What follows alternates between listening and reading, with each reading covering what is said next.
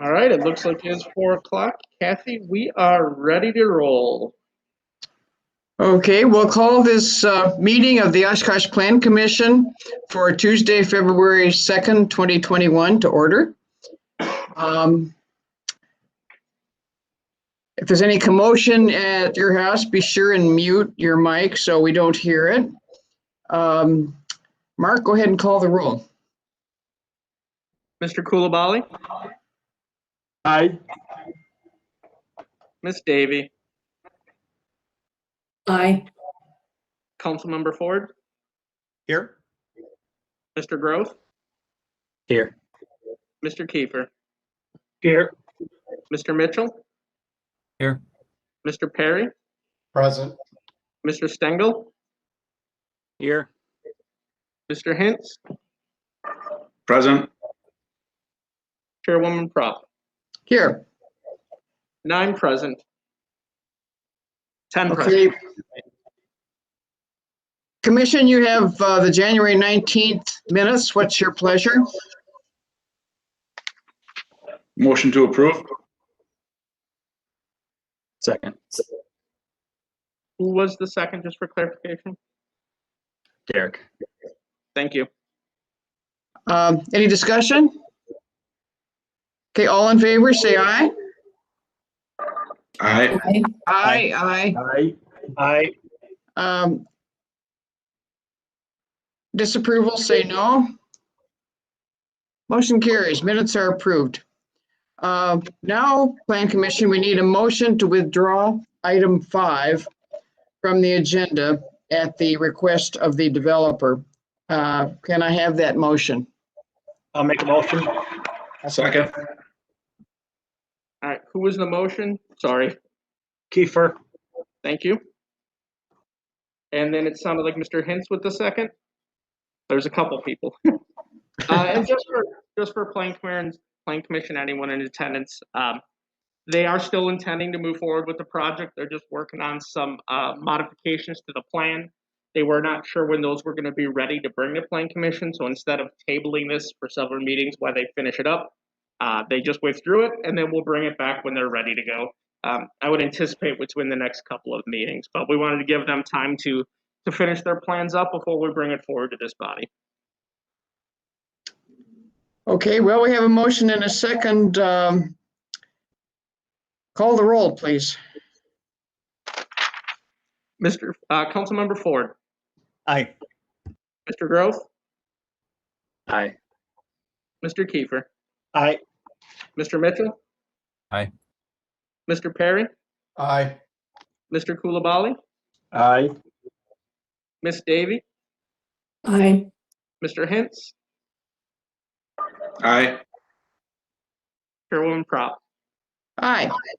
Motion carries 9-0 to withdraw. Okay, we'll go to the first item on the agenda, which is approval of the GO Transit Site Selection Study. Any site inspections of the current site? See it all the time, so I didn't do a special one. The chair will accept staff report of the part of the record, only we haven't got much staff report, but now we'll hear a summary of it. Ms. Olson, you should be able to go ahead and screen share your PowerPoint now. Sure. And I apologize, I turned off my camera because whenever I turn it on, it just freezes everything. So I think I'll still be able to share my screen. I hope.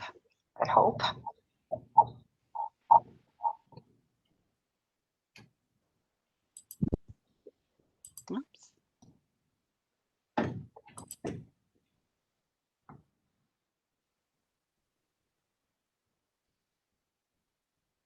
Give it just a second and we should be ready here.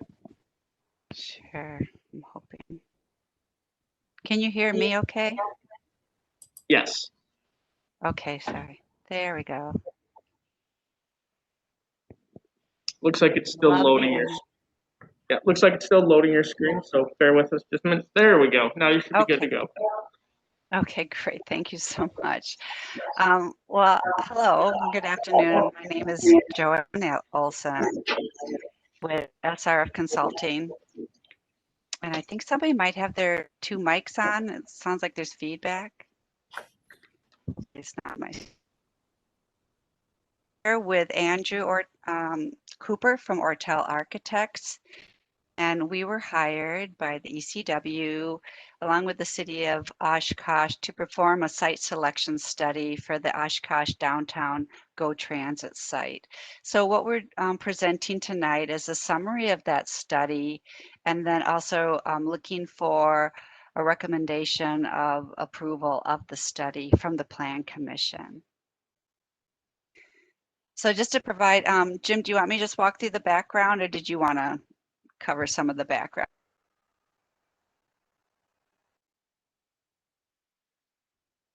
I can do it.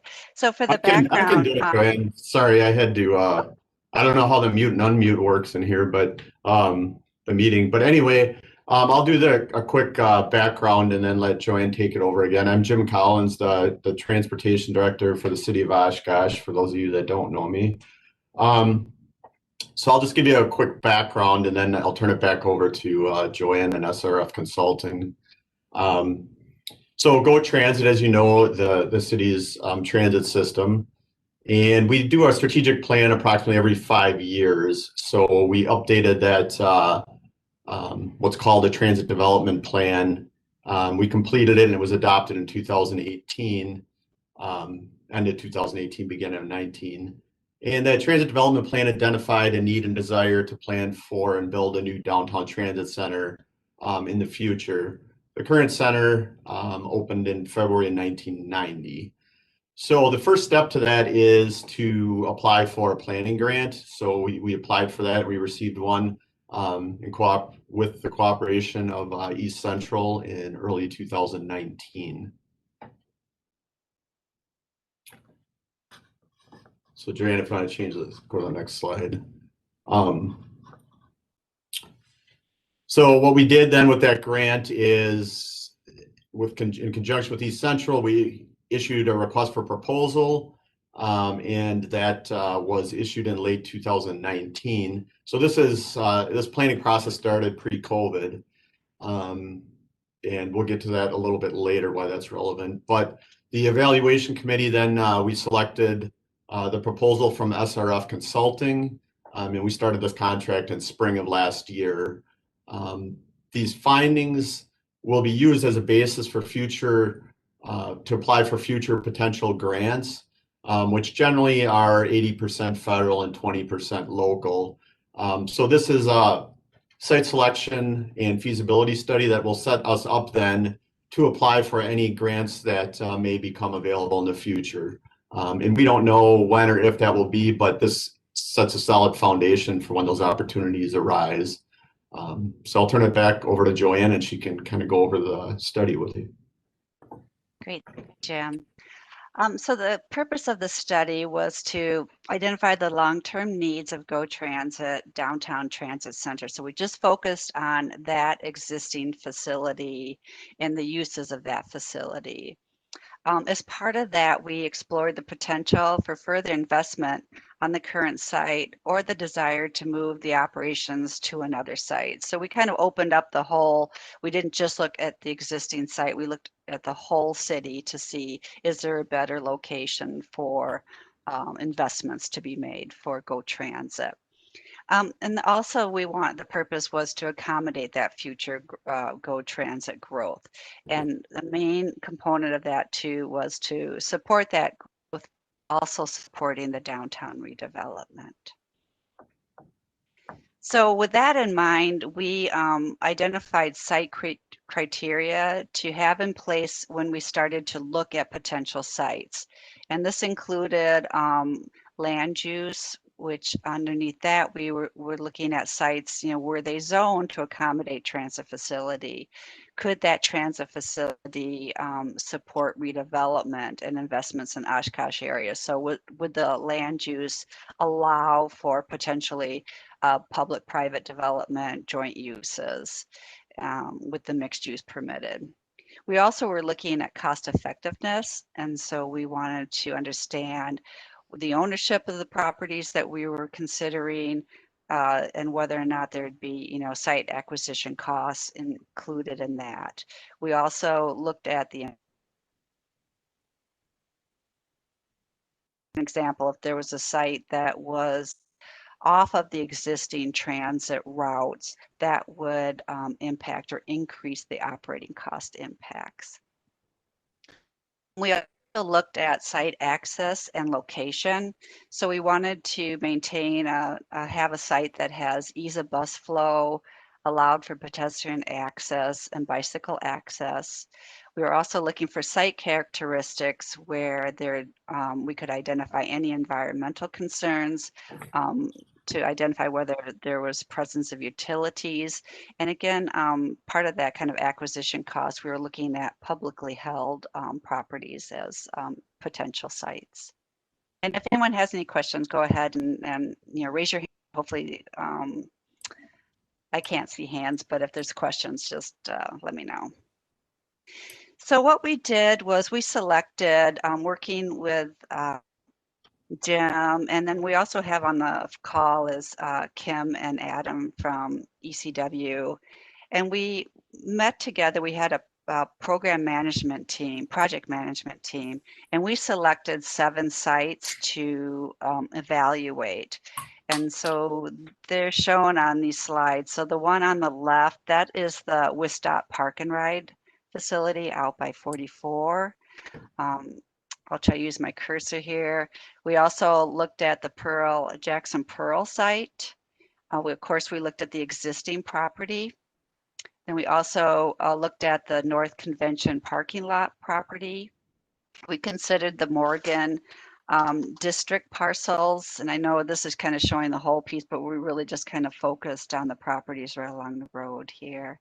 And then the other site was the Redevelopment Authority parcel. So those were the sites that we evaluated initially, just to identify the priority sites. So after going through that evaluation, 3 sites were selected as the priority sites, and that again was the Jackson Pearl block, the current location, and then the Convention Center North parking lot. And when we say the current location too, what we did was expanded it to include all the other properties on that block except for the historic building in the corner. So in the evaluation of these, and also as part of this, we went through programming. So we determined what the long-term needs were for both the site and the facility itself. So that kind of set the stage for how large this property needed to be and street access and such. So that also went into the evaluation and selection of those 3 priority sites. So going through the top 3 for the current location and that block, the pros for this site was that there's no impact to the transit routes and operation costs because we're maintaining the existing site and routes. Also, a plus was the property. A lot of the property is owned by the city. It was a centrally located site in downtown Oshkosh, and we felt that there was redevelopment and mixed use opportunity at this property. The cons for this site were that it did also include some property acquisition and that there would have to be phasing of improvements to reduce impact to the current operations. As part of the site for the priority sites, we also performed conceptual designs for each of these sites to allow us to go deeper into evaluation. So for the existing property and that block, we have 2 conceptual designs. Concept A, Pearl Avenue. And what that is, one of the requirements is that we were looking for space for 12 buses, and that's what this accommodates. And also the sawtooth design to allow buses to enter and exit independently. But what this does is it takes out the credit union property in this corner. Sorry, full call. So we came up with a second concept design for this site because we knew that we wanted to be a little sensitive to the existing use of the credit union. So the concept B has the operations accessing from let's see, Division Street and Market Street, and then kind of going at an angle. So this preserves the credit union property. It also allows some leftover land that for potential joint development. All of the concepts that you're going to be seeing did impact parking, and so we would note that, and that was part of the discussion with the stakeholders that I'll cover in just a minute. So the other site that we looked at was the Convention Center North parking lot site. And the pros for this, again, was it's another centrally located property in downtown Oshkosh. And it also is located where it could support redevelopment and mixed use opportunity. But the cons were the ease of bus flow. This was a difficult site for buses to enter and leave. They would have to utilize State Street, and that was impacting the use of state parking on that street. Cost effectiveness was another con. There's just been recent investment in this parking area, and that would be removed with the development of the transit center at this site. So for the conceptual designs for this, again, we had showing everything coming off State Street. So that's where there was impact to existing function of State Street, and then we would be removing all of the parking that was currently there. We're showing the potential joint development to the north as a remnant parcel. But with that and with this, all of the parking would be removed. And I should say, as part of the joint development, there is always potential to add or replace parking as part of that redevelopment. The third priority site was Jackson Pearl Block. The pros on this is, again, it's located near redevelopment activity and transit users destinations. So we really like the location of this, and with all of the activity that's occurring across Jackson Street. So that really supported redevelopment and mixed use opportunity. The cons for this were similar to the north parking lot, convention center parking lot, as it has a little bit more difficult ease of bus flow entering and exiting the site. And then the cost effectiveness, all of the property would have to be acquired to accommodate the footprint that's necessary. So with this information,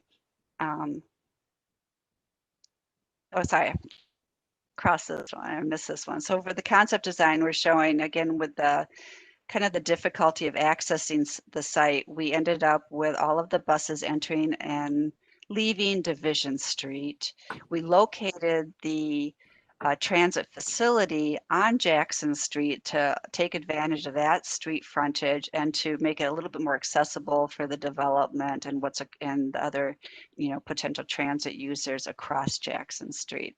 So again, all these concepts provide for the 12 buses, the circulation. This one has people, the pedestrian and bike accessibility, crossing more of the busway than some of the other concepts too, because we have everything entering and leaving on one street. So with this information, we performed stakeholder engagement, and we had 3 stakeholder meetings. 2 of them were on November 12th and 16th. And what that was, we invited representatives from governmental, public, nonprofit, private agencies, and educational agencies to, we held a virtual open house, a virtual meeting. So we presented what I've just covered with you with the evaluation, the site selection, and those concept plans, and wanted to receive their feedback on what sites did they like, what did they see as potential joint development, public-private, mixed use opportunities, and what did they not like. We also presented this information to the Transit Advisory Board on the 18th. So we heard similar comments from all of these groups, and that was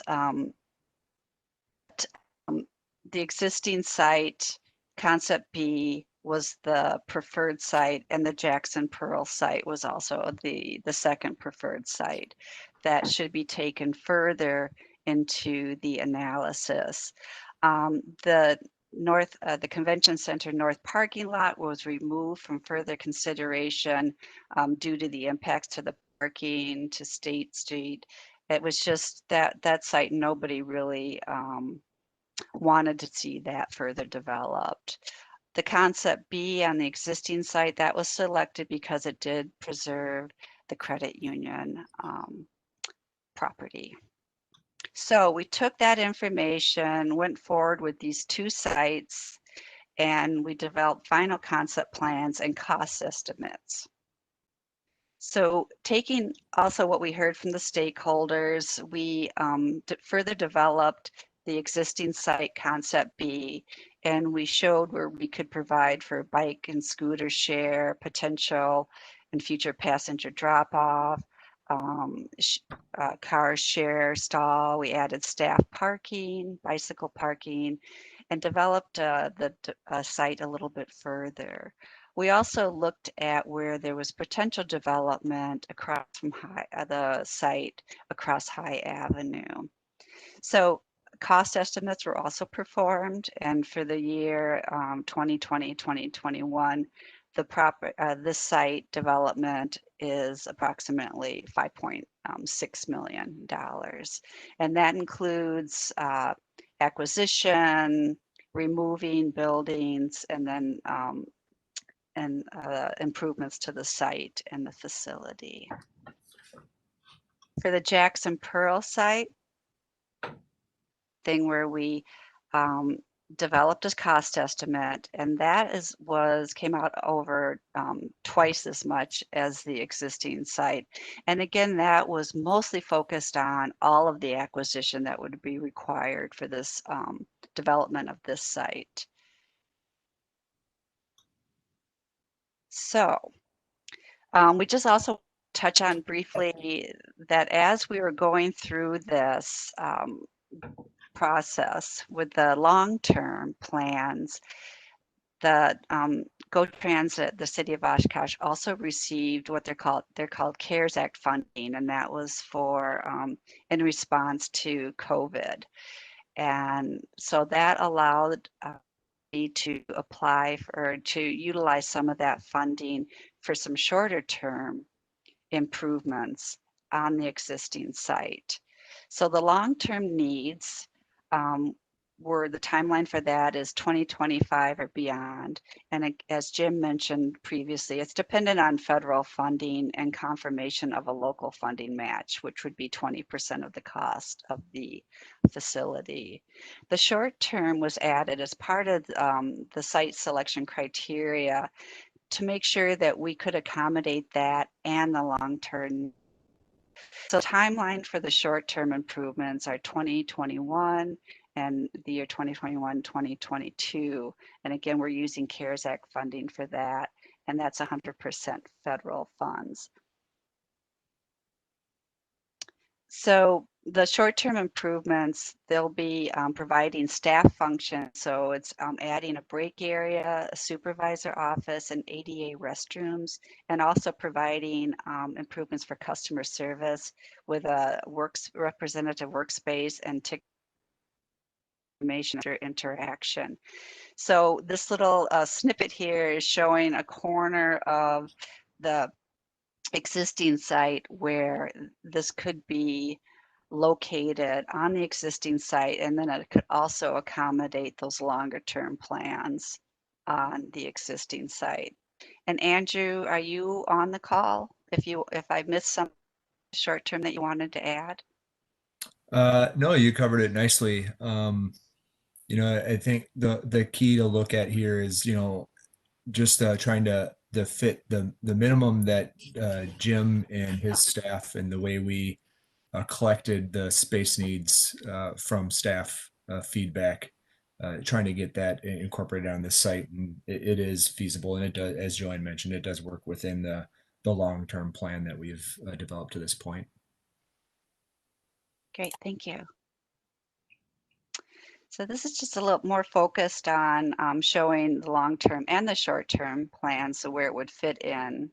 So this is the short-term that would happen within the next year or two, and then the longer-term plan facility. So with that, so that's where we came. Final site selection, and the two main criteria that really rose to the top for the selection of the final site was the cost, and then of course the short-term improvements. So as mentioned earlier, the Jackson Pearl site, even though is a great location, could accommodate the site, just the fact that it would cost over twice as much as the existing site made it so that site fell off and the existing site in terms of the cost. And also with the short-term improvements, the same thing. Those improvements have to be made in again within the year or two. And when you're using federal funding, when that investment is made, you can't just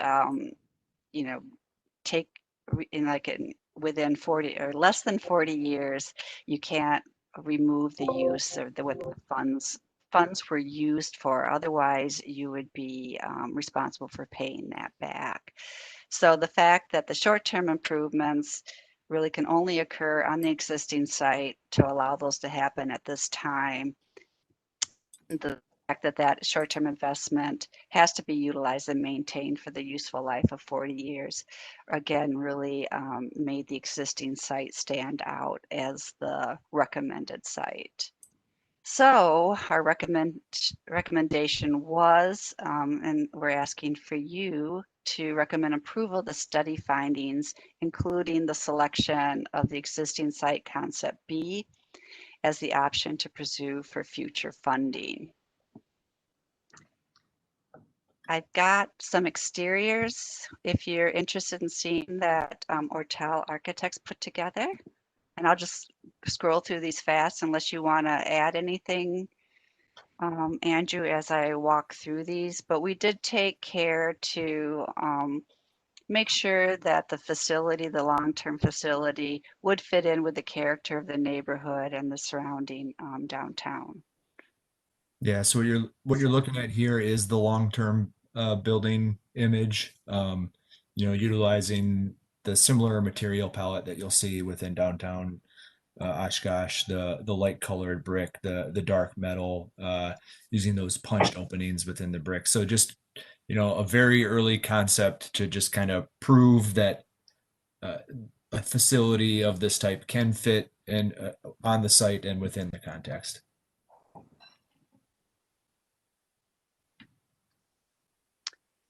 Great, thanks, Andrew. And then we just have an interior, and we're showing those just again to show that it could fit into the context of the neighborhood. We're not at this point asking for approval on any of the design, any of the site plan. It's really, this is just at the study level to approve the recommendation of the existing site to move forward with the long-term plans. And with that, I'll open it up for questions. Okay, technical questions, Commission?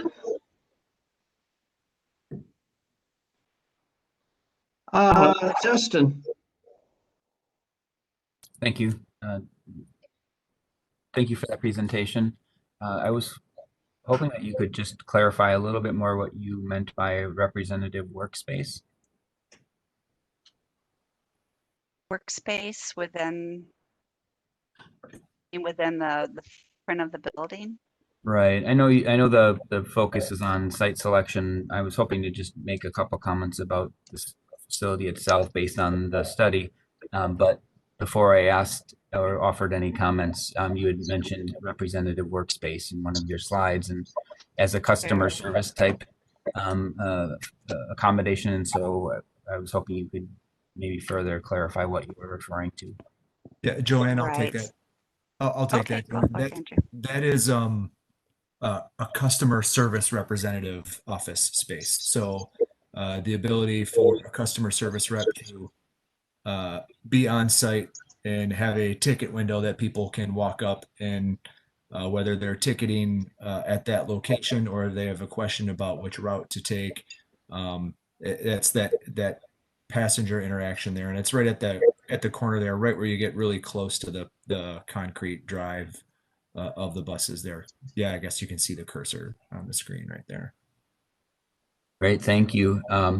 This is really exciting. I think the facility is due for a solid updating, and I'm in full support of multiple locations that you've included.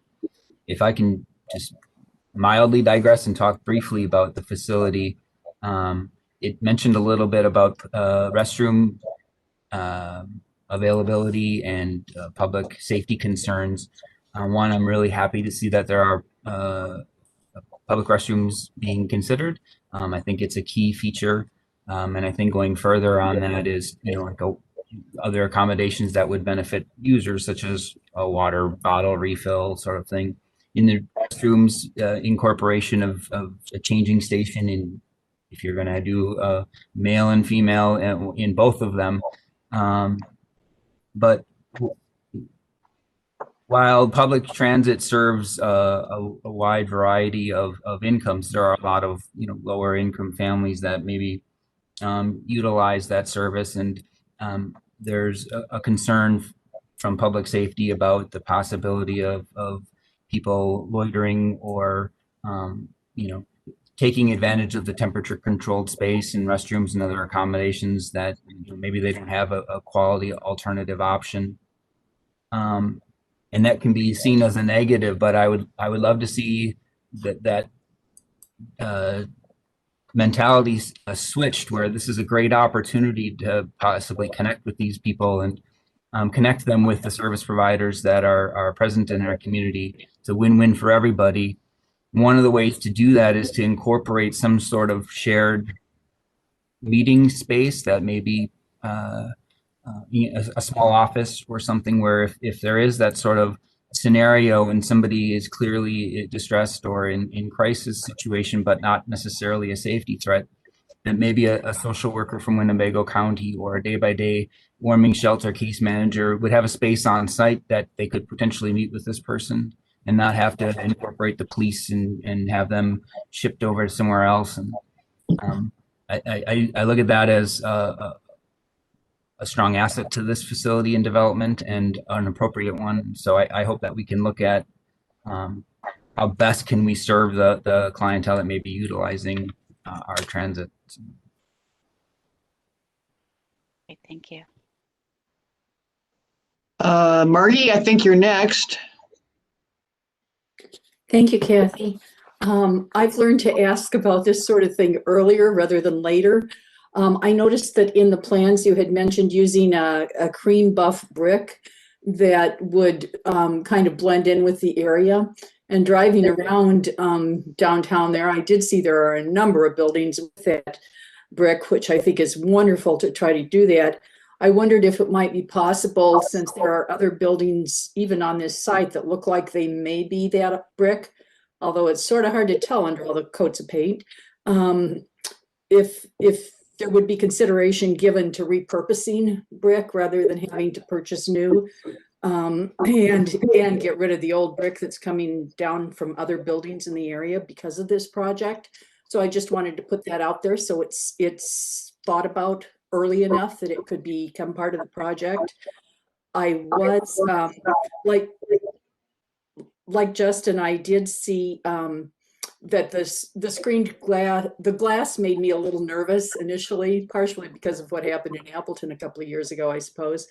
I was glad to see that it was a screened glass, which I assume offers a higher safety factor for those inside. But I would not mind if you were to tell me a little bit more about that.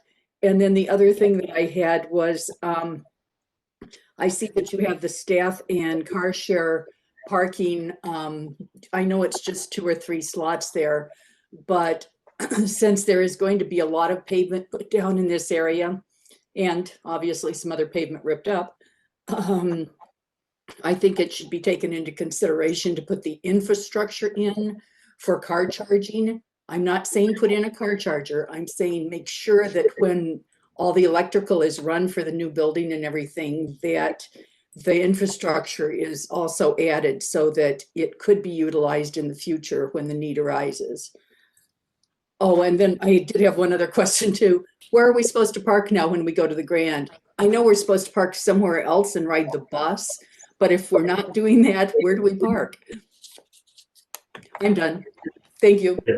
I can just answer the parking question quick, or Andrew, Joanne can touch on that too. But with the long-term plan, that there's 2 thoughts. One would be that the gravel lot across the street, which is, you can see that blue rectangle, that's a potential area for parking to be added. And then also, if we do a private-public partnership, I mean, there's also a potential that we could do some type of parking above the bus transfer area, or in that beige area. So there's some potential areas there. I mean, this is just the site selection and feasibility. Once we get to a point where we have some funding, then obviously we would get into more details. But at this point, it's just more of a concept. But then the same thing with some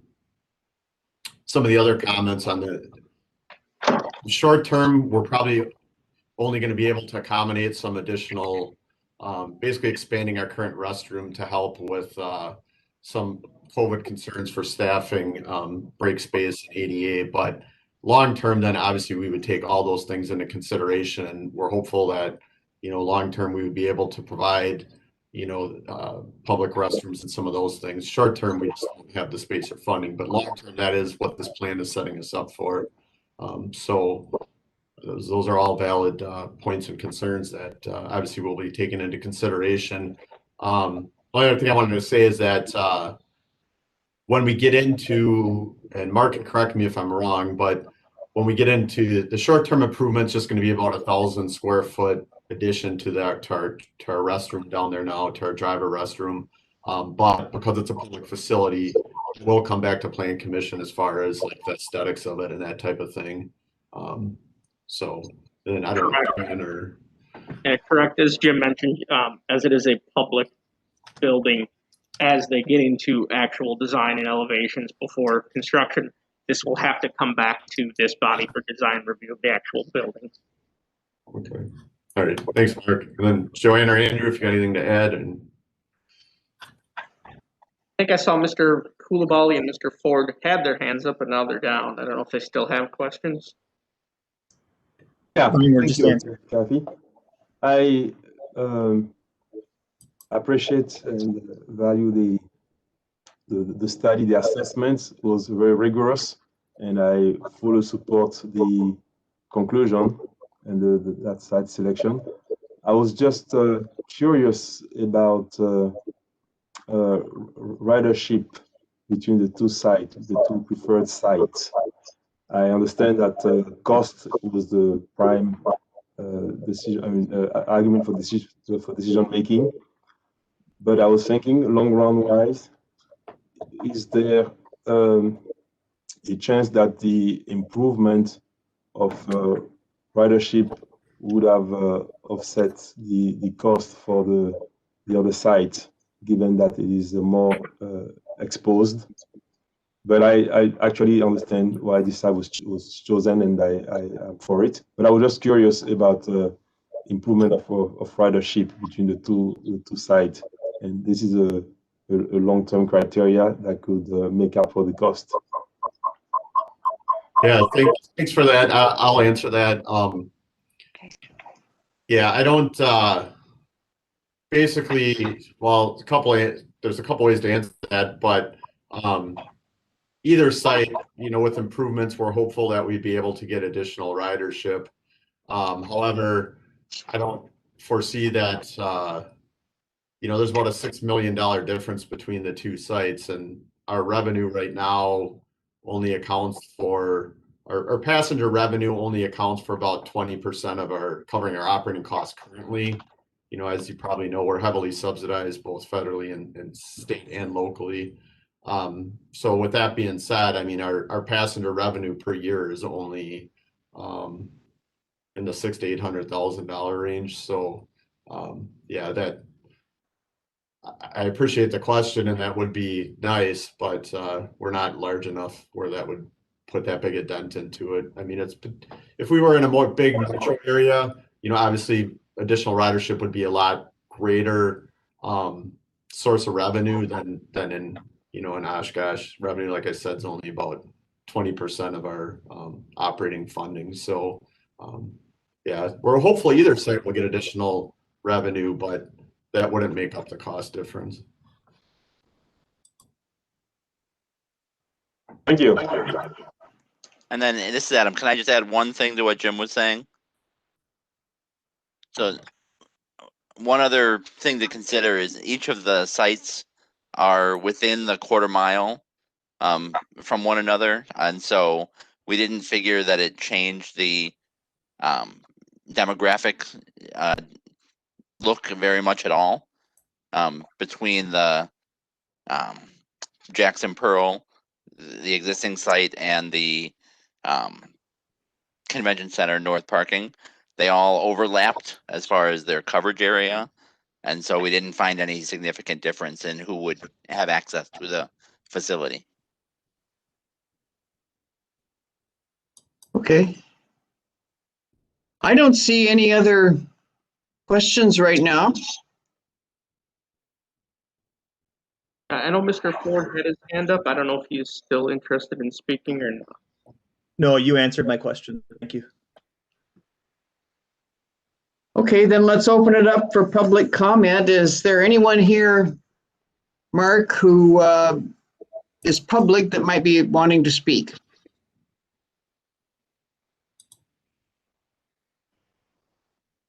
Anyone from the public wanting to speak on this site selection for the transit center? I am not seeing anyone raise their hand wanting to speak on this item. Okay, then we'll close the public comment.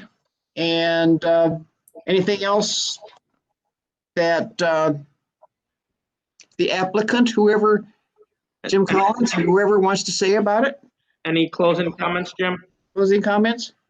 No, I guess, so what we're asking for is support from the Plan Commission for this site selection study. And then if you, Transit Advisory Board has already recommended approval. If you approve it, then we will take this to council for their approval. And then what it does, like I says, it sets us up to apply for funding opportunities, as well as if we get any interest from any private parties that would like to do some type of partnership, that would be ideal. La Crosse and Eau Claire were able to get projects done like this with a public-private partnership, but they had done this kind of as a step one. So this is, it's exciting that it'll set us up for some long-term opportunities. And we're also excited and thankful that we'll be able to do a little bit of short-term improvements, but that's only going to put a dent into what we really need down there. But that'll be nice additions coming in the future. Okay, thank you. Mark, do we make a motion to approve the site selection study as opposed to our usual motion? Correct. We would be looking for a motion to recommend approval of the site selection study. Then I'm looking for a motion. I move to approve the recommendation of the proposed site. Justin, second. Okay, any more discussion, Plan Commission? Not seeing any hands raised. Looks like Mr. Hens. Mr. Hintz, okay, I can't see his hand. Go ahead, John.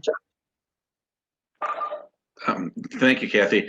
I just want to say that this is it's great to see us looking this far ahead, and I love the fact that we're thinking that way downtown. I love the fact that we're thinking fiscally and responsibly as well. And I only hope that as our city grows outward, because everything's growing to the west and north and south and everything like that, maybe, because I've lived in a lot of big cities and used a lot of transportation in bigger cities, maybe we'll see a few routes that maybe don't come back to downtown, but take care of, like, say, the 41 corridor, or out west of that, where we're getting this expansion on the south side, where we're getting these apartments that are getting built in out by the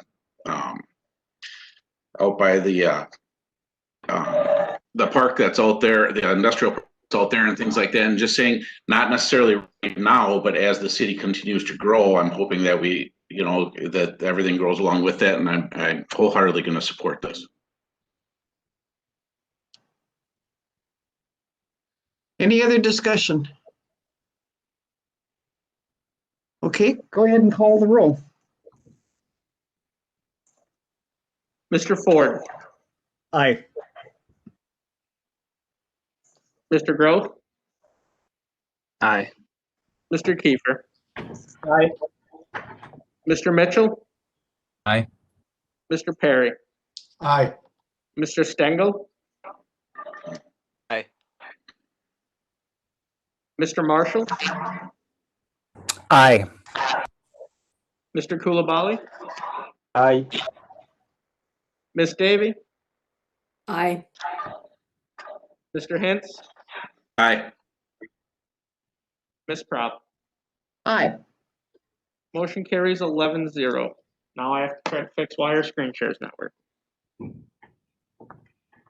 Okay, Thank you. next item on the agenda is item 2, Central Mixed Use Design Alteration Review and Design Standards Various for proposed facade work at 223 North Main Street. Were there any site inspections?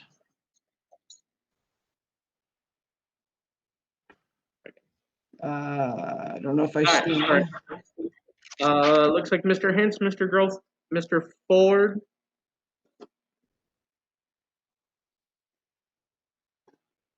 Okay, the chair will accept the staff report as part of the record. Go ahead, staff. Thank you, Madam Chair.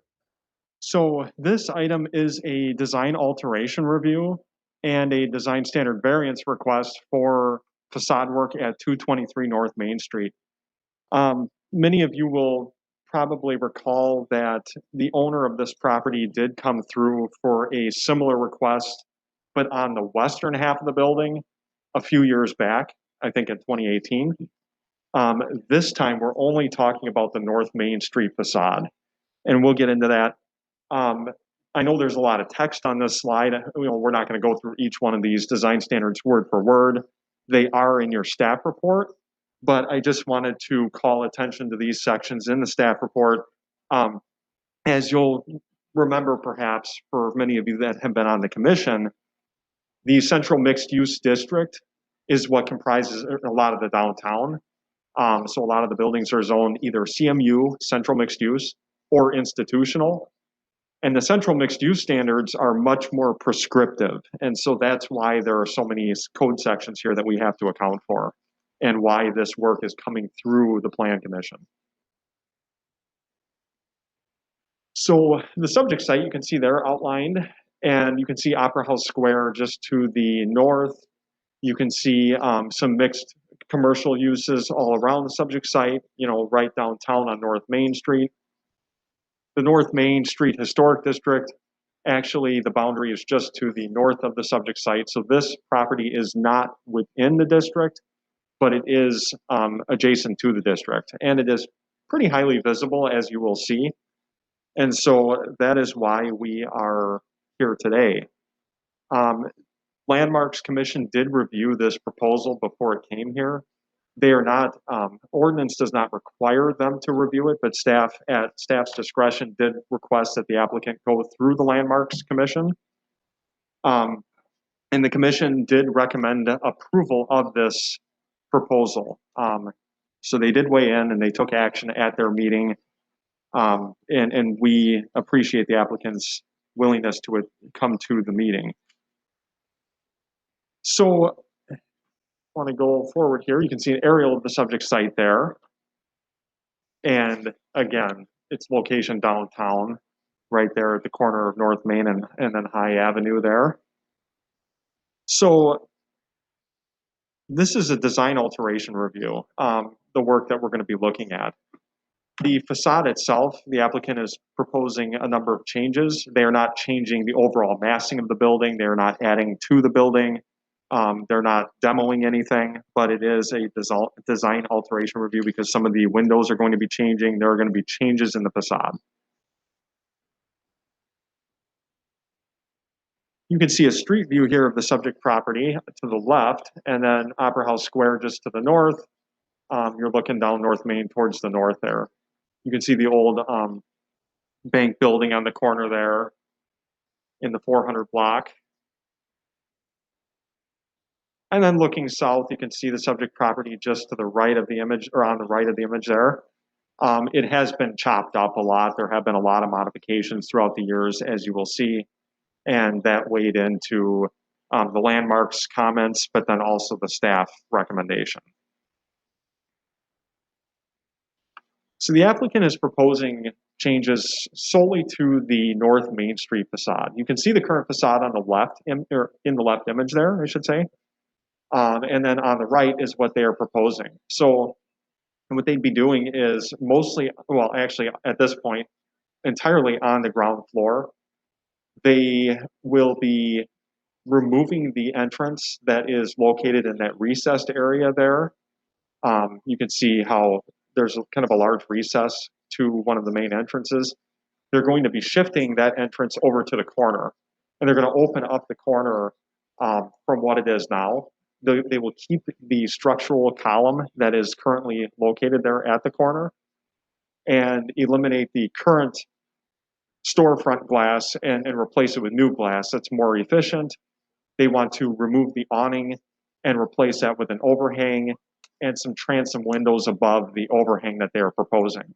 You can also see a blade sign that they are proposing for the tattoo shop there, or tattoo parlor, I should say.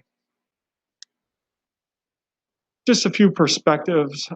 So the current on the left, and then you can see a little bit better how they would remove the storefront near that column there to open up the corner of that building there. And then just looking back at from another perspective, you can see that column would remain, and then the entrance would be right behind that. And so just showing you what they are proposing for that ground floor. So staff considered the potential impact of not restoring the facade of the building back to the, a period or original appearance. Again, the CMU standards basically require that buildings be restored based on physical evidence, so photographs, etc. They require generally that original materials and detailing, etc., be used. So we had to weigh all of that. We looked at the impact of removing any potential significant architectural features, the impact of introducing new elements, such as some of these that are being proposed, conducting the proposed facade work versus leaving the facade in its current state. The degree of alteration weighed in heavily, again, as I reiterate, the fact that this building underwent so much alteration throughout the years. And then the lack of formal historic designation for the subject property. So if you look here, you can get a sense of this alteration. We put this in your staff report. The image on the left of the building shows its original appearance when it was a bank, shortly after it was constructed. I forget the exact year when this was constructed, but you can imagine probably prior to the 1920s, that's what it would have looked like on the left. And then on the right, as it sort of evolved throughout the years and it was converted from a bank to a store, to retail use, you can see how the diagonal chamfer there in the facade at the corner disappeared and was squared off. And I mentioned that in your staff report. So the massing took its form, I'm getting the sense, in the 1950s, perhaps, that you see now. And then, of course, between then and now, there were additional changes made. And that's why you can see here, they kept the massing, but then the storefront changed, and then some of the other materials changed. The awning was placed on there. So this is not what it was originally, obviously.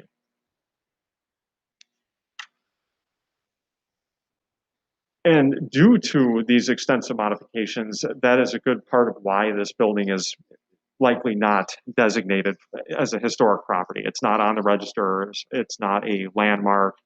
It was not even deemed eligible for inclusion even back in the 1980 intensive resources survey that was done. That was the first survey done in Oshkosh. So with that, staff is recommending approval of this variance request with a number of conditions. As I said, Landmarks weighed in. They did make note that, in their opinion, we are actually losing less, so to speak, now with what's being proposed for the North Main facade than what was lost 2.5 years back, I should say, in 2018, when work was done on the western half of the building. If you'll recall, when I think some of the tile that was at the base of the building was removed, some transom windows, etc. New facade materials were placed or were cladded that facade or part of it. So Landmarks felt that more was being lost back then than is now. So with that, we and the Landmarks Commission were comfortable recommending approval. Again, as I mentioned, they don't have any formal authority, but we wanted to provide their input. So the conditions that we place here, the variance would apply only for the work discussed as part of this request. So the ground floor facade. The applicant did note yesterday to me that the owner is not proposing to replace the windows on the second floor facade at this time. It may happen in the future. I noted in the staff report that that was part of this request, but at this point, I guess they are leaving those windows in place. So this work immediately in the near future will only be the ground floor facade. So we'll only apply this variance for work on the North Main facade. All existing window openings on the second floor would remain at their current sizes and locations. So in the future, if you approve this variance now, the way it's conditioned, they could do work even on the second floor in the future, but the condition would be that the window openings would have to remain. They could replace the windows, they just can't alter the openings without further plan commission review. Future facade work beyond this would be undertaken, or to be undertaken shall be filed as a separate request and have to go through staff and plan commission. Pretty standard for central mixed use properties. Again, the standards are much more prescriptive. Approval of encroachment and hold harmless agreements. The Department of Public Works does require these. We are recommending that this additional condition be placed. It was not in your original staff report. I did modify the staff report based on input from DPW, from Public Works. It is a general rule for any signage and any structures that overhang the right-of-way downtown or anywhere in the city. They are requiring these agreements, and those will have to be approved and executed per Department of Public Works standards prior to any building permits being issued or any work starting. Lastly, the last condition also added was that full construction plans shall be submitted for review and approval by the inspections division, again, prior to issuance of any building permits or any work starting on that site. And our finding in this case was that there would be an unnecessary hardship that would arise if we required this property owner and applicant to follow the letter of the standards and literally replace everything as it was historically.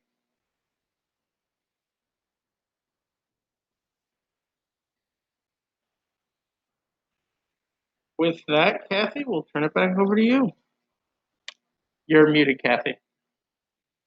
Yeah, that would work. Technical questions, Commission?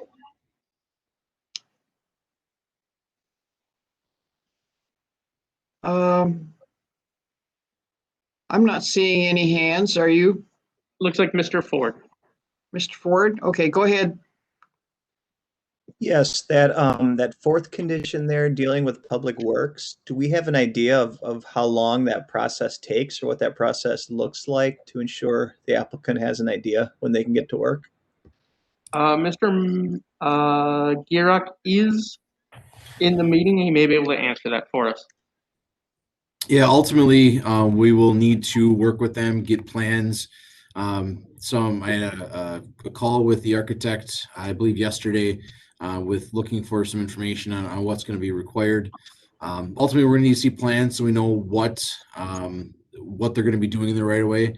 Obviously, there was an overhang there now, and we need to know what's going to be there in the future. And we will work with the city attorney's office to draft the encroachment agreements. Typically, I mean, that's an administrative process, so we just got to get through the city staff for review and to them for signatures. It shouldn't take much more than 2-3 weeks or so. Thank you.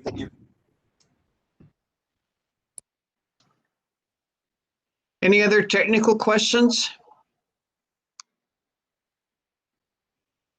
I have just a comment right now, and that is, as far as I'm concerned, with a property like this, I always want landmarks input, even if it's not required. I would respectfully request that buildings like this be reviewed by landmarks. That's very helpful. Any other technical questions that I'm not seeing? No, I don't see any either. Okay, then we'll open public comment. Is there an applicant present to talk about this? Sure, we are here, Adam and Amy from Vision Architecture. Really nothing more to add other than just here to answer questions. Okay. Any questions of the applicant?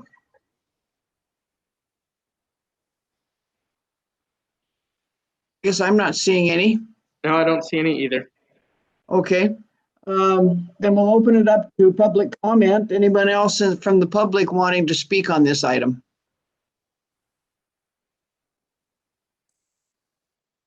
Anyone wanting to speak on this item?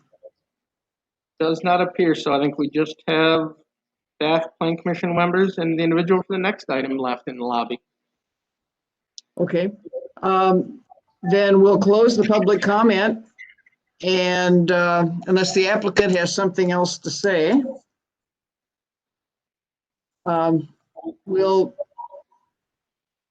Commission, I need a motion. Motion to adopt the findings and recommendations as stated in the staff report. I'll second. Who was the second, just for the record? Ford. Thank you. Yep. I think it would help, Mark, if we would say motion by so-and-so and second by so-and-so.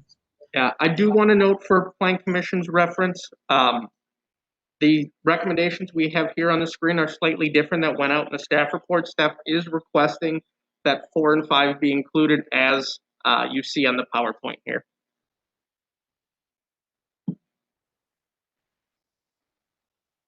No amendment is necessary, is it, Mark? We're just noting this. Amended the staff report to include it, just the original version that you got did not have it. So it has been updated since then. Okay. Any discussion on the motion? I guess not. Call the roll. Mr. Hintz, looks like. Is there discussion? John, Mr. Hintz? Okay, thank you. I just want to say that for the downtown area where, you know, we have a lot of things, a lot of exciting things going on, this is a really, really neat design. And I'm amazed because we just got through this entire discussion and not one person on the plan commission brought up signage. which has always been a big issue with our commission. So the minimalistic view that you took with the signage on this is obviously well received, and I just wanted to give you compliments on that. Looks like no other comments. Okay, then we'll call the roll. Councilmember Ford, Aye. Mr. Grove, Aye. Mr. Kiefer, Aye. Mr. Mitchell, Aye. Mr. Perry, Aye. Mr. Kulabali, Aye. Miss Davy, Aye.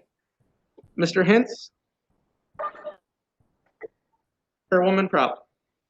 Aye. Motion carries 9-0. Okay, we'll go on to item 3, specific implementation plan amendment for a monument sign at 150 Aspire Lane. The chair will accept the staff report as part of the record. Go ahead. Oh, are there site inspections, anyone? Any site inspections? Okay, staff report has been accepted. Staff, go ahead. Thank you. So the subject site is located to the west of South Washburn Street on the north side of Witzel Avenue. Aerial view. In 2019, a specific implementation plan was approved for development of a heritage senior living community. The applicant is now requesting SIP amendment for location of a proposed monument sign, as the proposed monument sign will be within the 25-foot front setback. Here's their site plan. They're showing a 10-foot front setback off the Witzel Avenue right-of-way for the sign. The neighboring properties are both residential uses. So here is a rendering of the sign. So they will have some landscape shrubs around the sign. The base of the sign, as proposed, will be concrete. Staff is actually recommending that they use either stone or masonry for the base of the sign to improve the appearance from the public right-of-way. Kind of back to the location of it. The applicant is requesting this reduced setback, as enforcing the 25-foot setback would cause reduced visibility of the sign due to trees, and also the site, due to the narrow frontage, is set back further from the street, so it's low visibility of the site from the Witzel Ave right-of-way. So they would like that reduced setback to 10 feet. Again, staff is recommending either stone or masonry for the base. The applicant also brought an alternative to our attention, which would be like a metal sign base. So here's an example of that, what that metal sign base would look like. Staff would like to have Planning Commission weigh in on using either the metal or the concrete base that they had proposed. Yeah, I'm gonna just jump in quick. Usually staff has a pretty good feel for Planning Commission's opinions of these things. Obviously, this metal base is something we have not seen in the past here in Oshkosh. Our current recommendation is the stone or brick, because that was consistent with other projects we've done of this nature. Generally, when we move a sign forward for site constraint reasons, we usually look for that elevated design. This is obviously a very new alternative. We have not seen these metal bases in the past. So we did want to get a little bit of feedback on this project from the Plan Commission members, with potentially being open to modifying this away from the stone or brick. I know the applicant, they're here, they'll express some of their concerns with the stone or brick option. So we wanted to show you all the options that were provided to staff so Plan Commission can really weigh in on this thing. We have our normal requirement in there for a condition, but there is potentially an option for modifying that condition if Plan Commission feels it's appropriate. All right, go for Brian. All right, so staff is supportive of the reduced setback due to the narrow frontage and the hardship with that, as we discussed. We are recommending a condition that the applicant place 165 points of evergreen tree landscaping along both residential property lines to the east and to the west. So here's kind of an image of where those landscape shrubs or trees would be to kind of break up the view from the sight line from those neighboring homes. So staff is recommending a condition that they have that landscape feature along both property lines. So with that, staff recommends approval of the SIP amendment as proposed with the findings and conditions listed in your staff reports. Yeah, so, there was two considerations staff really looked at when we were looking at is it appropriate to reduce the setback as a site constraint? Well, the first is the impact on the neighbors. That is why we are recommending those evergreens. We did want to make sure we're not creating a situation where we have two residential properties that have a direct sight line to this sign. We did reach out to those neighbors. Seems like a reasonable request to help the neighbors a little bit. The second one then is that elevated design, which is something we typically look for when we reduce setbacks of signs. Okay, are there technical questions? Yeah, there are. Tom, were you first? I'll call on you first. Thank you, Madam Chair. Two questions. One is the metal. I would be interested in knowing if it was a muted or matted type of finish, because I'd be concerned about sun glare with traffic. And secondly, is the sign required to be off at a certain time each night so that it doesn't light up the front yard of the residents around it? I don't believe the sign is lit, but we will verify that with the petitioner. And I think we'll have them weigh in on the metal aspect as well. Okay, we'll have questions first. Technical ones before we go to the petitioner. John Hintz, you have a question? Yes. In the discussions that we had with the petitioner, I see that they have pretty aggressive planting around the base of the sign.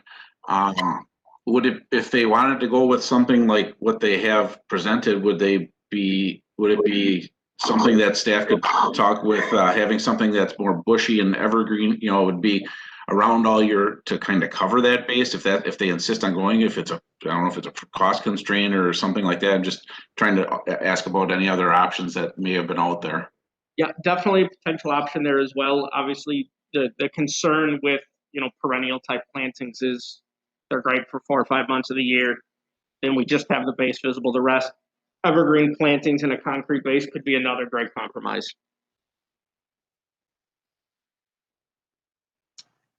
Okay, any other technical questions? Do you see any, Mark? I do not. Okay, then we'll open public comment and request a statement from the applicant.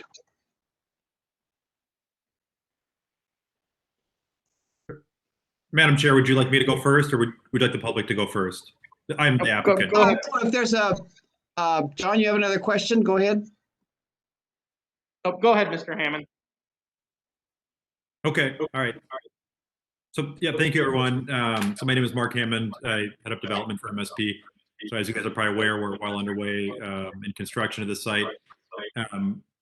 We did always have a monument sign in our plans that were submitted. I'm getting feedback. If everyone could mute, it might help. Yeah, I may have to mute the room here. One moment. If you guys can hear it, you can just keep talking.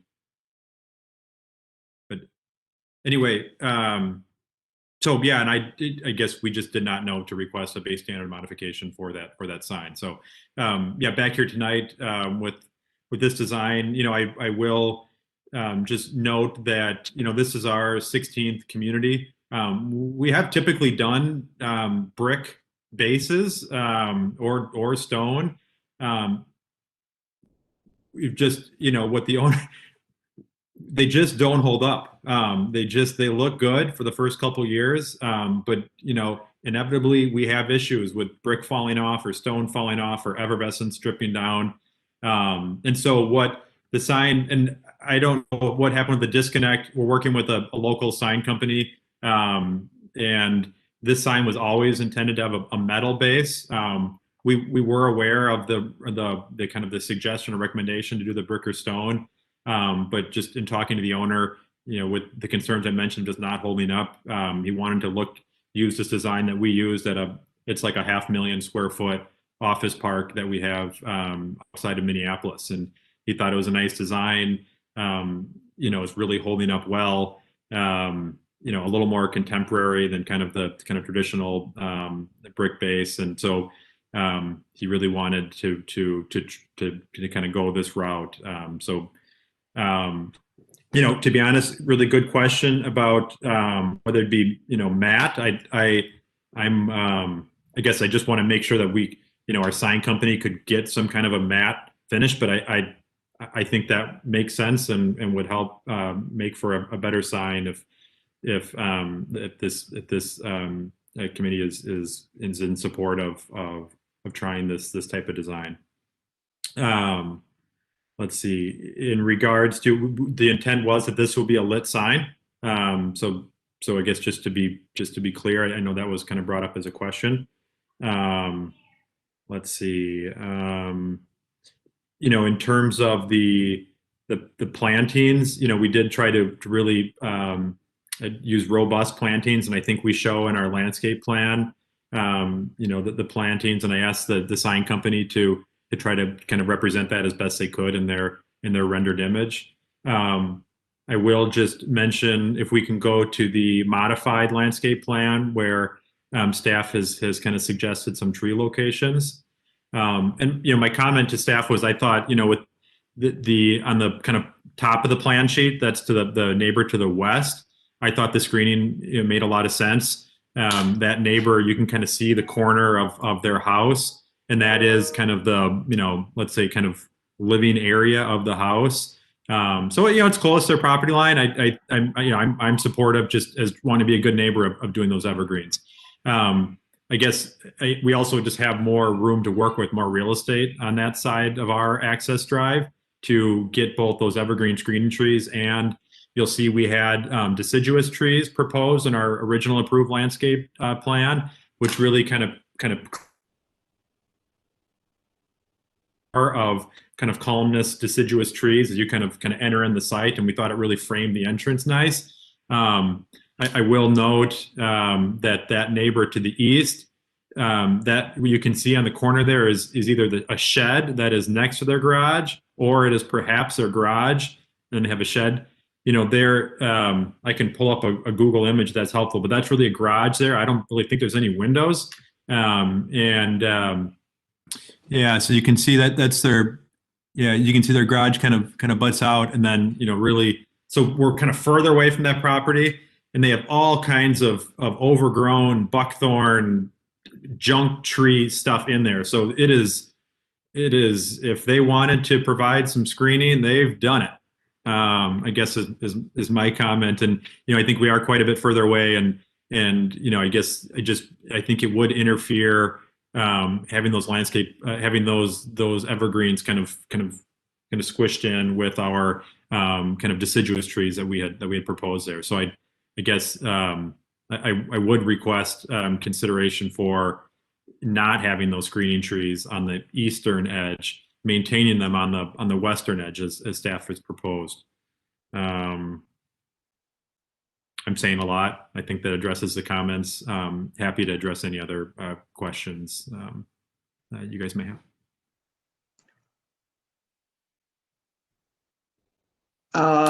Any technical questions? No, we've already done that. We've got your applicant statement. I see John Hins has a question for the applicant. Yeah, Mark, you didn't address the different kinds of plants, because what you're showing with your landscape design with the daylilies, which I'm tempted to just kind of I don't know, shrivel away. I was looking for, is there something else that would be more green, stay green for closer to 12 months of the year?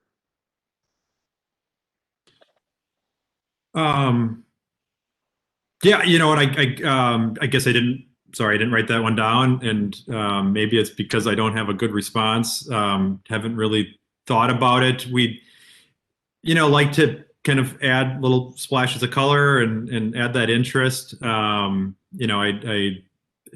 We use the same landscape designer for all of our projects, and I kind of try to follow their lead. So I guess, and I didn't have them join this meeting.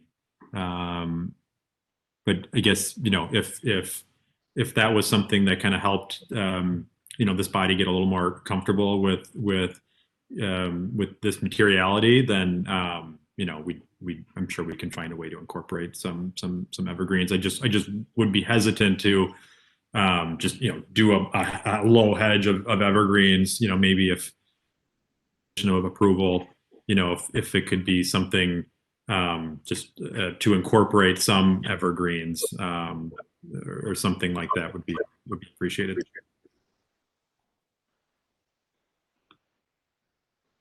Sorry, John, does that, I realize it's a kind of a loose, okay. It looks like Mr. Perry. Okay, go ahead, Tom. I'm wondering if we've ever had a condition on lighting for signs in the past. So we do have requirements within our code. Brian, you pulled that for me. So generally for lit signs, we would just need that to be shown on their lighting plan to verify that it does not cause an excess of 0.5 foot candles at the neighboring property lines. So it would be a similar standard to what we have for like parking lot lighting. Now, to go past that, I think where Tom's going with this, we have added additional sign lighting requirements to projects. The big one that I can think of is obviously the arena. We had quite a bit of sign light discussion during that project. So just to follow up then, could we incorporate if we choose, could we incorporate a condition that after a certain time, say 10 o'clock, that the candle light output be reduced? Not necessarily saying be off, but be significantly reduced. My concern is that this is very close to that property line, and so I don't see how it would not encroach upon that property. Yeah, it's something Planning Commission could consider. It's the same reasoning that staff was trying to go with the evergreens on the north side as well, to help with that same concern.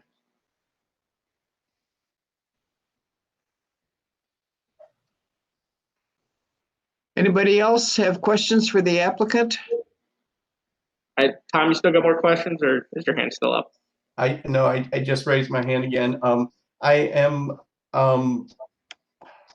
not a big fan of the concrete. I would be a much bigger fan of the metal. I think we should try some things here and there, but I really do believe that it needs to be muted in some fashion. Can't be like, typical stainless. It has to be gunmetal. It has to be something where it's not shining in somebody's eyes by chance.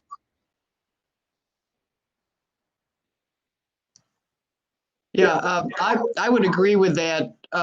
Shiny metal, I am not in favor of. Wait a minute, you can't hear me. We could hear you. Is that Mr. Ford? Who was that? Yes. So, question for the applicant: would you be open to additional lighting requirements there? This can be off. I guess what would that do to the project? Yeah, I guess a couple of concerns would just be, wayfinding after that hour, and I guess just, not knowing if in terms of controls, how easy it would be to have a kind of a dim down at a certain time. So I guess I wasn't really prepared to respond to that. Is this an LED lit sign, or is it just an internally illuminated sign? Internally illuminated. So it is a little more difficult from a sign standpoint to dim the internally illuminated compared to a lot of the LED signs, which are obviously computer controlled. Most of the ones where we've looked at those type of requirements, they've been of the LED variety.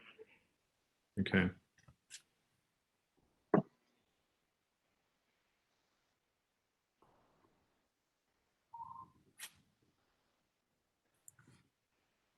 Kathy, you're muted. I'm just, and just thinking about ambulance calls, things at night, incidents happen 24/7 at our community. So, families even visit late. So anyway, just kind of thinking out loud about kind of concerns on dropping the lighting after a certain time. Kathy, it looks like Mr. Hintz has his hand raised. Okay, go ahead. And actually, this was for you, Mark. The 0.5 candle, what was it, candle power or whatever, for that edge of at the edge of the lot, is that the same standard that we have for like parking lot lighting and so on and so forth? Correct.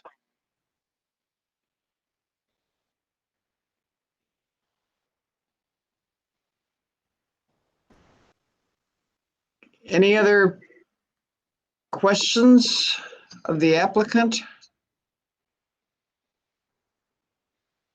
I Well, do. Go ahead. I do not see any. Okay. Anybody else from the public wishing to speak on this item?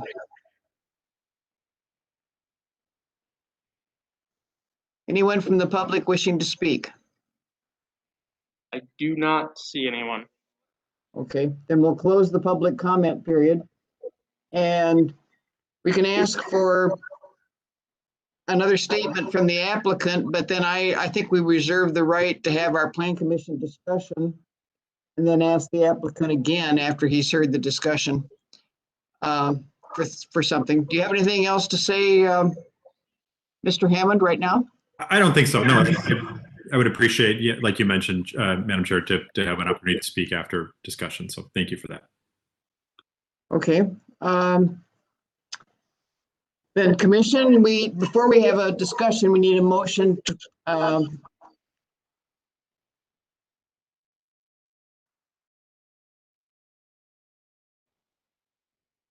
We need a motion and a second to begin the discussion. This is Ford. Make a motion to adopt the findings and recommendations as stated in the staff report. Second. okay. All right. Looks like Mr. Perry. All right, discussion, and I'm not seeing everybody's hand, so. Okay. Right now, the only one I see up is Mr. Perry. All right, Tom, go ahead. Thank you. I really am going back to the fact that I can completely agree that there should not be concrete as the base.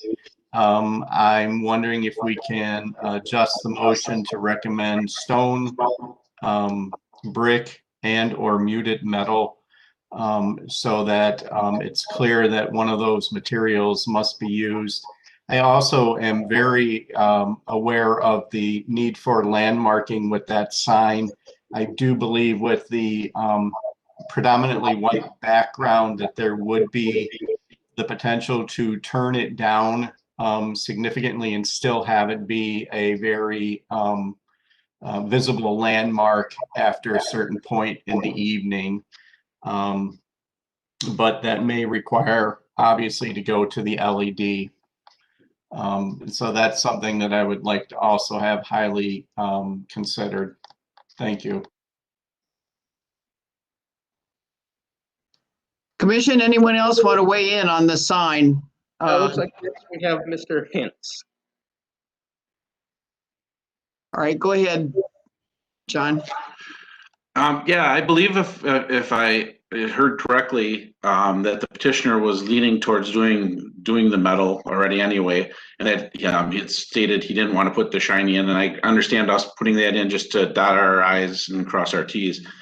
But I think we're going too far with the lighting because we have a lighting ordinance in place for elevated lighting in a parking lot, and it can only be that at the border. And I'm guessing that this isn't even going to throw off as much as light that's supposed to illuminate things for people to see in a parking lot.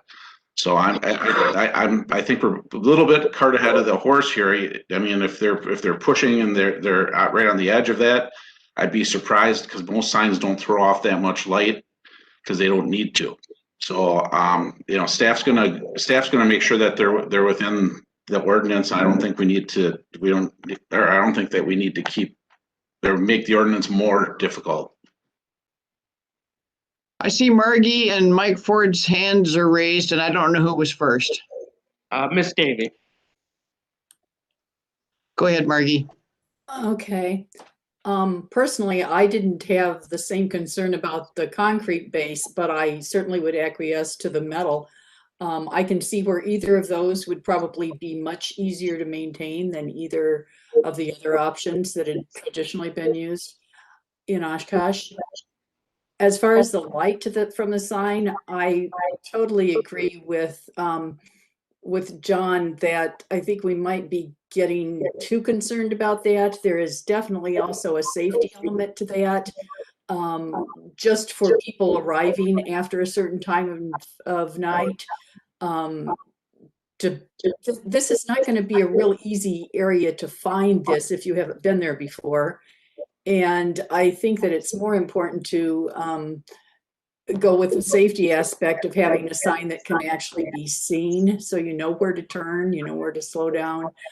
And like Mr. Hammond mentioned, definitely for safety vehicles of all kinds, it would be very beneficial to know where they were headed. So I don't have a concern about the lighting on that sign. I think that'll be fine. The matte metal would be very pretty, I think, and I kind of like that, because even if there's not total evergreen coverage at the base of this sign, which is pretty much what I think you were asking for, it would still look nice. And with the design, it's obviously going to just let the snow flow right off in the rain. So I like it.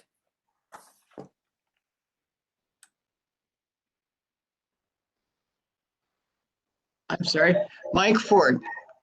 Yes, I'd like to make a motion to add or muted metal to the third condition. Is that a second? Is there a second for that amendment? I'll second. Okay, discussion on the amendment then, the muted metal amendment. Anybody want to weigh in? John Hance again? Yeah, I was just going to say, Mike, you could offer that as a friendly amendment to the original motion, that we don't have to go through voting on this again. We'll just vote on it. Doesn't hurt. It's modifying the proposed conditions. It would be cleaner for a vote. Right, we can vote. Any discussion on this amendment before we vote? I'm not seeing any. Right, So we'll vote on the amendment for muted metal. Councilmember Ford? Aye. Mr. Groth? Aye. I believe Mr. Kiefer had to leave. Mr. Mitchell? Aye. Mr. Perry? Aye. Mr. Stengel? Mr. Stengel, you still here? Aye. Thank you. Mr. Kulabali? Aye. Miss Davy? Aye. Mr. Hintz? Aye. Chairwoman Crop? Aye. Amendment to condition 3 carries 9-0. Okay, so the outcome of that was that we're allowing muted metal or concrete or brick or stone. Muted metal, stone, brick. Those would be the three options they'd have. Okay, all right. Any other discussion on these options then? You see none? I see none. The petitioner did bring up a question related to landscaping on the south property line. I didn't know if any plan commission had concerns with that question. Oh,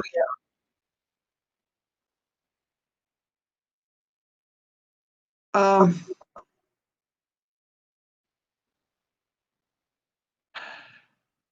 Well, I want to be rational about it and without looking at it again. Okay, all right, we have Tom or Mike Ford.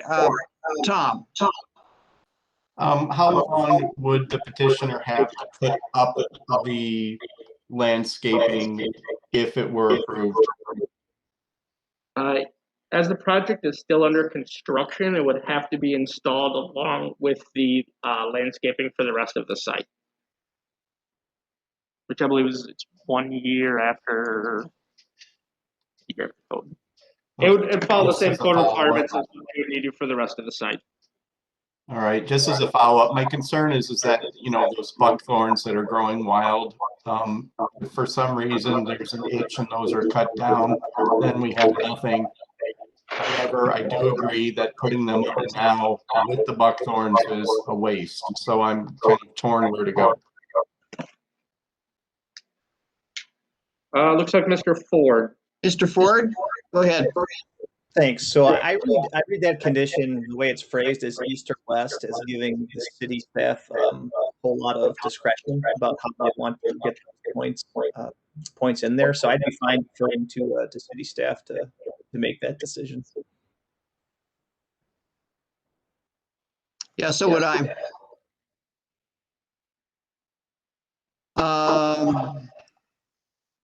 Any other plan commission comments? Then we'll go back to the petitioner. Mr. Hammond, do you have a reaction to what we've done?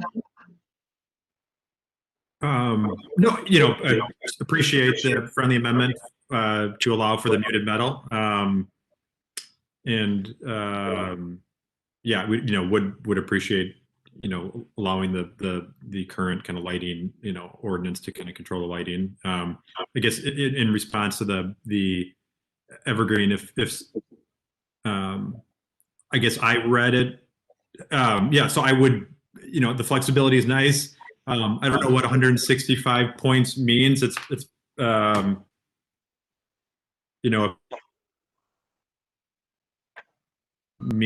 I guess I think it makes sense if we would have some flexibility in terms of where these go. I will just note, if that buckthorn goes away, I don't believe they have windows like on the side of that garage. So I think, I think that does, I think it's just maybe just not as much of a concern, if any, for that neighbor, in terms of kind of providing that buffer. But I guess if someone just could clarify what that 165 points means. So I probably knew it. For clarification, as written, the request was for 165 points on the north and 165 points on the south. So if Plan Commission is open to maybe a reduction on the south, I would recommend we modify that condition just to clearly show what Plan Commission wants to see.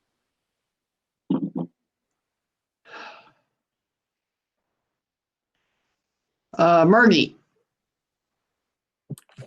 Thank you, Kathy. Actually, Mark, I think it's the east and west of the property line. Excuse me, yes, east and west. But I wanted to agree with Mr. Hammond in that if the buckthorn does go away, I guess I don't understand why there would need to be something else there, because that would have been the owner's decision.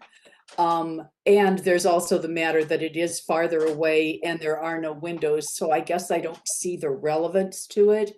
I'm wondering if we could change that to say however many points 5 or 6 evergreen trees are on the west property line.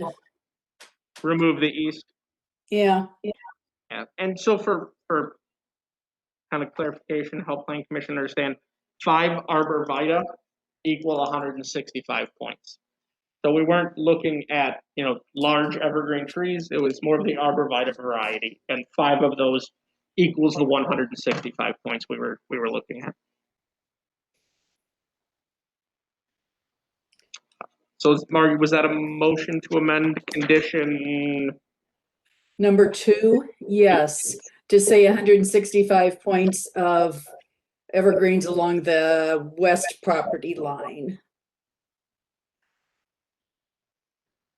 All right, is there a second to that? Second.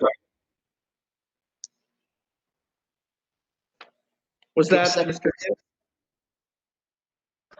That was Hens, yes. Thank you. Okay, any discussion on taking the points for landscaping down to 0 on the east side is the amendment. Any discussion? Well, seeing none, call the roll, please. Councilmember Ford, Aye. Mr. Grove, Aye. Mr. Mitchell, Aye. Mr. Perry, Aye. Mr. Stengel, Aye. Mr. Coulibaly, Mr. Coulibaly, Ms. Davy, Aye. Aye. Mr. Hintz, Aye. Ms. Prop. Aye. Motion carries 9-0. Okay, I think we're ready to vote unless someone else has a, Margie, you want to make a comment now? I Margie? do not see No? any further comments. Okay. All right, then we'll call the roll. Councilmember Ford, Aye. Mr. Grove, Aye. Mr. Mitchell, Aye. Mr. Perry, Aye. Mr. Stengel, Mr. Coulibaly, Aye. Ms. Davy, Aye. Mr. Hintz, Aye. Chairwoman Prop. Aye. Motion carries 9-0. Okay, we'll move on to the item 4, Sustainability Advisory Board Plan Update. Thank you, everyone. So I'm going to make some comments and then I'm going to turn it over to Brandon and Margie. This is a non-action item. Plan Commission probably recalls about a year ago at this time, we were having a various number of discussions. And one of the items that brought up was really trying to include Sustainability Advisory Board in more of the process and make sure this body really understands what they're working on. So as we're going through project reviews and project approvals, we have an understanding of what their goals and objectives for the city are. So with that in mind, we decided yearly we would put an agenda item on. It's probably going to be January, February of every year, where Sustainability Advisory Board kind of shows us what their goals are for that year. So as a staff and as a planning commission, we can be aware of what those are. Go ahead, Brandon. Thank you. Can you go to the next slide? So at our SAB's January meeting, we did a workshop to work on the Sustainability Advisory Board goals. And just, can everybody hear me okay? Yes. Okay. And so I just wanted to kind of touch on a couple of these. Sorry for the error on the bottom of the page there. That's supposed to be number 10, community garden. You'll see here that there's a completion target date. So we have a couple items up for Q1 of 2021. One that just got completed last night at the February SAB meeting is a action item number 8 under government action. So we've already completed one of the goals for the year. In comparison to, I guess, look at an old one that you guys don't have. Last year was kind of an odd year, obviously, with COVID, but the board did complete a number of objectives. They completed an inventory of the electric vehicles and the electric vehicle infrastructure within the city. They completed the sustainability plan update. I think that actually got done in 2019, but they got to vote on it in 2020. Margie will have to maybe correct me if I'm wrong on that. And they every year they work on an annual report for the state of the city. So that's something that they completed last year as well. And I think that might have been it. There's a leadership report too that was also given last year. Yeah, I don't know with that, if you want to go to questions right away, or if Margie, if you have anything else to add, maybe. Yeah, can we go back one slide? Margie, is there anything you'd like to highlight? I know you've been highly involved in the goals and actions for Sustainability Advisory. Is there anything on this list that you really want to bring to Planning Commission's attention to make sure they're aware of it? First of all, I want to really thank you for putting it on here so that we can get a little bit more attention given to what the Sustainability Board does. We really appreciate that. Some of the things on here, this is a very fluid document. And so is the sustainability plan update.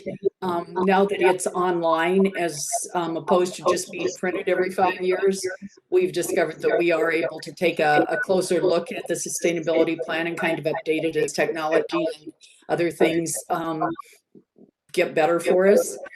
There are already probably things on here that are not, there are things we'd like to accomplish this year that didn't make it onto this list in January that have already come to our attention. So it is very fluid, but it is, if there's anything on here that you have any questions about, we'd be more than happy to, I'd be more than happy to answer them if I can. But mainly, I guess I just want to say that a lot of the government action on here, we need to have support for.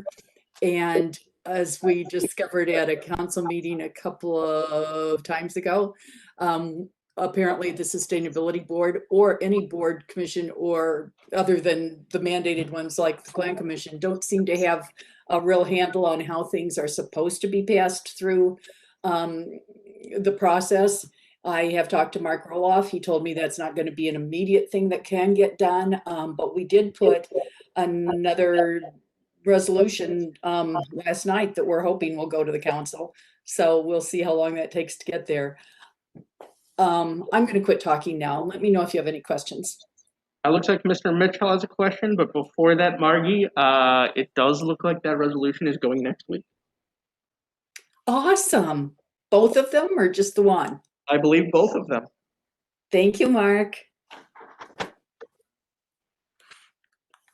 Justin. Thank you, Margie and crew for the update. Two questions. One, would it be also possible maybe once a year to have a year in review in which these goals that are slated for a particular year, then at the end of it, we can review as to what was accomplished or if certain things weren't, what the barrier or cause of that was, so that maybe there's more clear guidance on what needs to happen. And the other question that I have, I know I've talked about this a bit, Mark. I sometimes struggle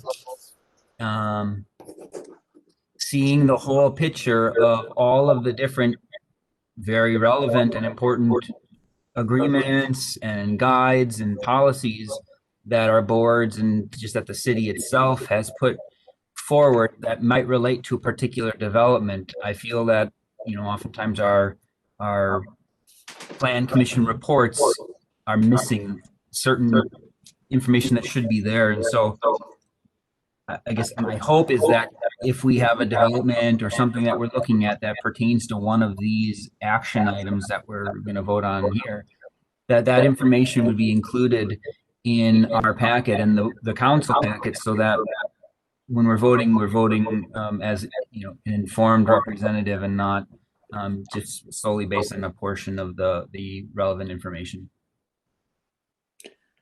I can address part of that, Justin. As far as the year in review, we actually do that. We just didn't, I guess we don't actually share it this way. It's usually part of the State of the City report that we do.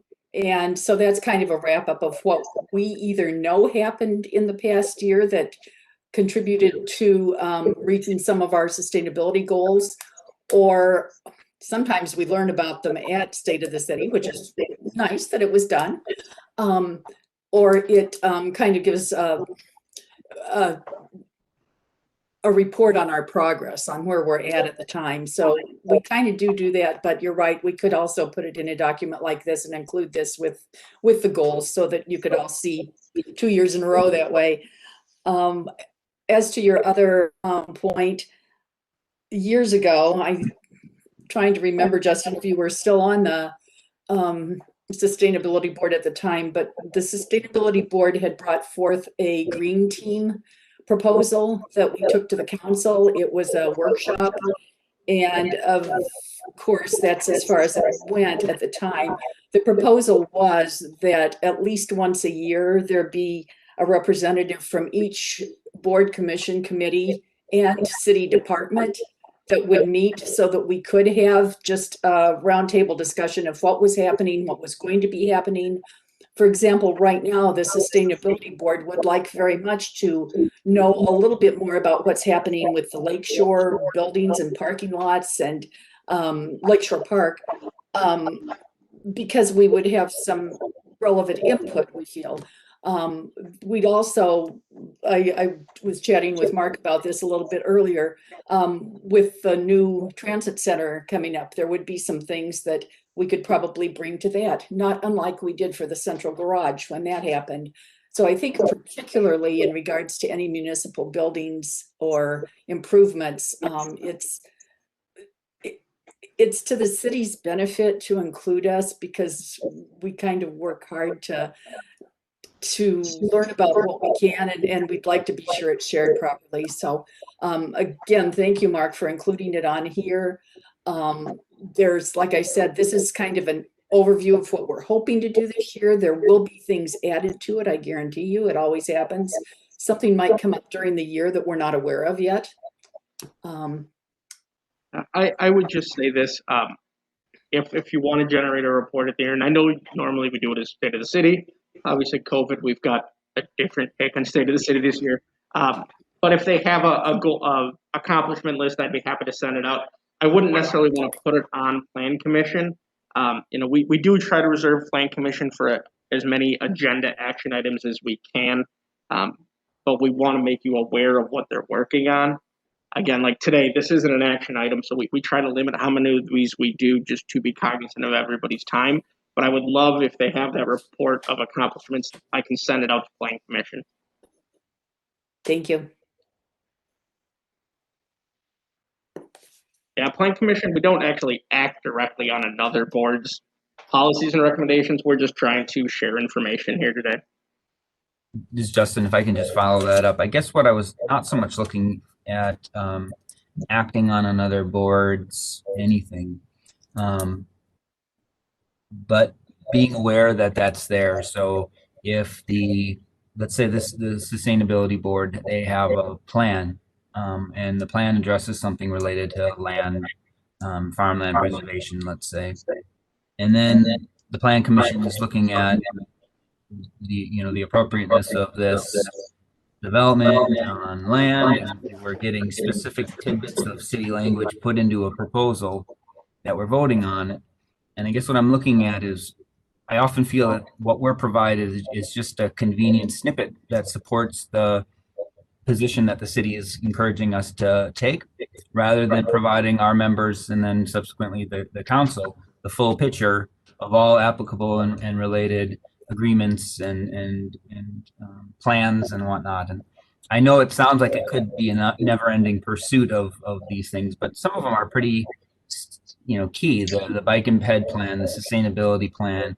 When you have a housing development, you have some of the impediments to fair housing plan. There are just a couple of standards that I think would be appropriate to at least provide that information so that we are casting informed votes, I guess. Appreciate the feedback. We're always looking at how we can do our processes. I want to thank you for putting this on the agenda. It's very helpful. Good work, sustainability. Thank you. Any other questions for Margie on this one? Well, if not, I think adjournment is in order.